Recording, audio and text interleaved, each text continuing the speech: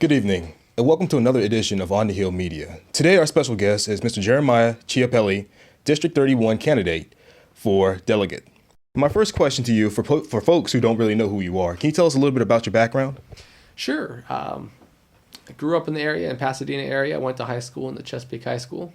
I went on to do my undergraduate college at St. Mary's College of St. Mary's College of Maryland in Southern Maryland. Took a couple years off to move to LA to be famous. That didn't work. So I came back to Maryland, got my law degree at the University of Maryland, and I have my own law practice on Mountain Road. What is it that you bring into District 31 that we are lacking already? Well, I hate to name names, there's a particular delegate I'm running against who he doesn't stand for anything. He does stand for something. He stands for hate, and he stands for very narrow interests, and I don't. I'm the Democratic Party, the party of the people. The one big difference from our party and the other party is compassion. We care about the people. So I bring that to the table, which is sadly lacking in this district. The other thing I like to think I bring a very broad-based approach to government. I'm a reader, and I read a lot of different books, a lot of different topics. I like to think I have a breadth of knowledge, perhaps not a deep breadth, but a breadth of knowledge that I hope to bring down to the State House in a lot of different areas, from traffic laws. I practice family law, so family law is something I hope we can bring a lot to down to Annapolis. Energy policy, the economy. There's a lot of issues that they have to handle down there, and we need people in this area and all across Maryland who can handle all these different areas. Now, speaking of the economy, now knowing our current financial situation, what is it that you're in favor for as far as reducing our deficit and actually promoting business here in Maryland? Well, let me say what I'd like to do. I'm going to answer that question by talking about taxes. Okay. Because no one likes taxes. That's not a problem. As a self-employed, I have to do the quarterly taxes, and when you have to write a big check every quarter to the government, you really become very aware of taxes and its impact. And I think that's small businesses, particularly in this area, are very aware of it. I mean, they write those checks, they can see it coming right out of their pocket.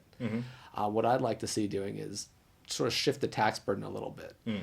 Right now, we keep putting the burden on income and property and sales, and those are frankly good things. We should not be taxing good things. And we need to start shifting the taxes to bad things, like pollution, energy inefficiency, the liquor, things like that, where frankly we can raise the revenue.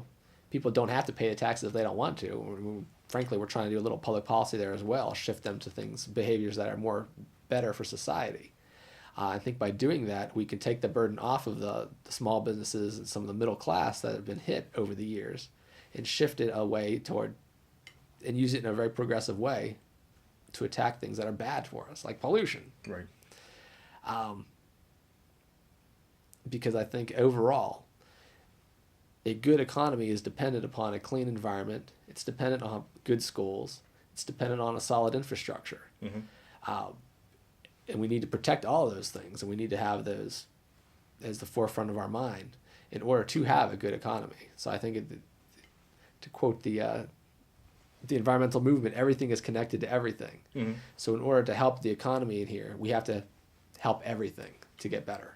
Right. Now, speaking of the environment, with the environment being such a forefront of a lot of national issues, what is it that you will see that we want to do here in Maryland as far as cleaning the Chesapeake Bay?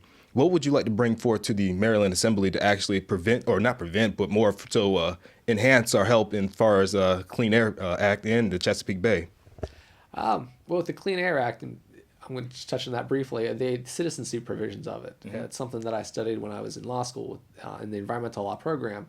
I think that's a huge tool that, frankly, citizens should take more advantage of. And right now, the people have the ability to go out and file lawsuits in order to catch polluters and to go after them. And I think that's something that should be used. Now, as far as the Chesapeake Bay is concerned, the Clean Water Act has a similar provision. So same answer for that one, too. The Chesapeake Bay, my goal, I would like to be able to wade into the Chesapeake Bay, any part along it, up to my chest, and see my feet. I can't do that. I think that's ridiculous that the water is that murky that you can't even see your feet in the water. And what's causing that is all the nutrients that are going in there, the nutrient pollution. Right. And I'd like to attack it from both ends. stopping it from going in. I think you're seeing a lot of that with the stormwater debate that's going on and the agricultural runoff. How are we going to prevent that? Prevent it from going in the first place, because that's the easiest way to do it, is to prevent it.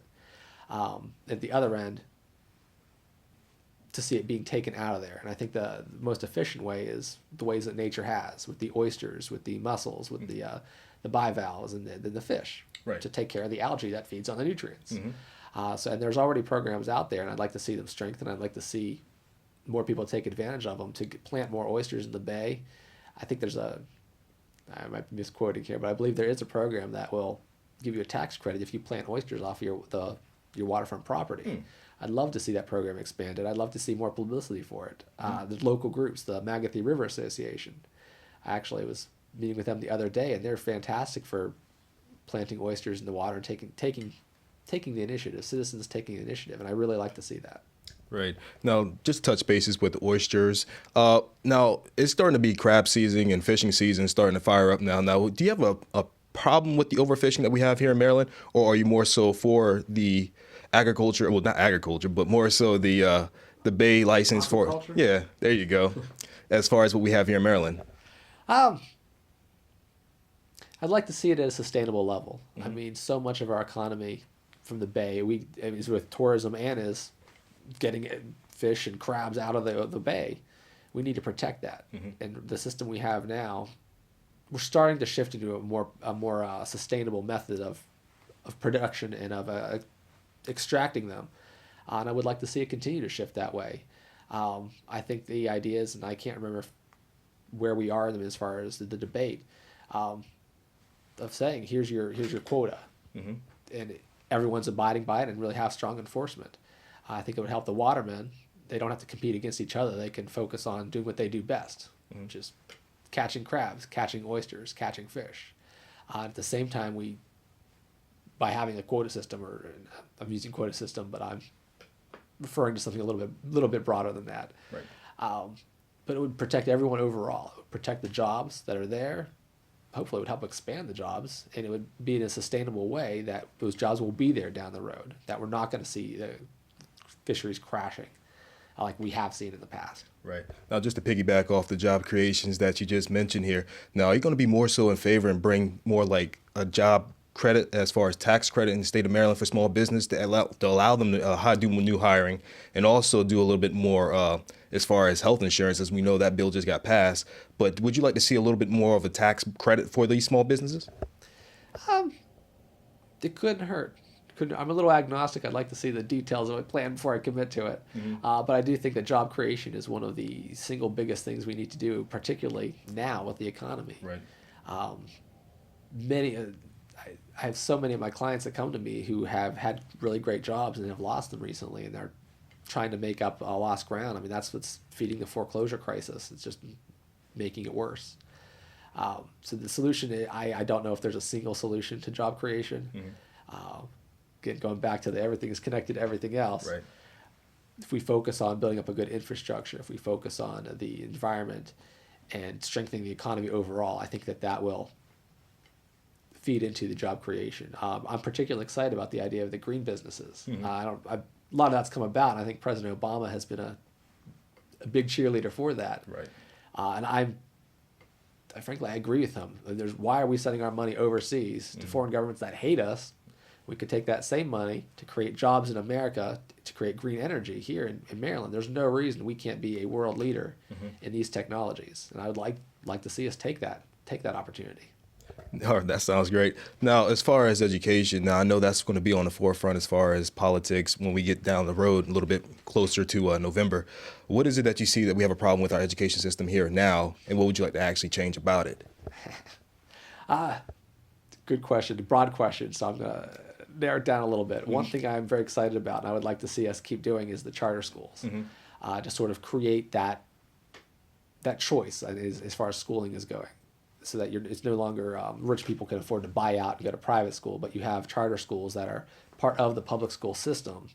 They're still with the public school teachers. They have the same certifications, but there's different options available that people can choose from. I think that would be really helpful to helping education and helping people by it is putting in that little aspect of competition to sort of boost everyone.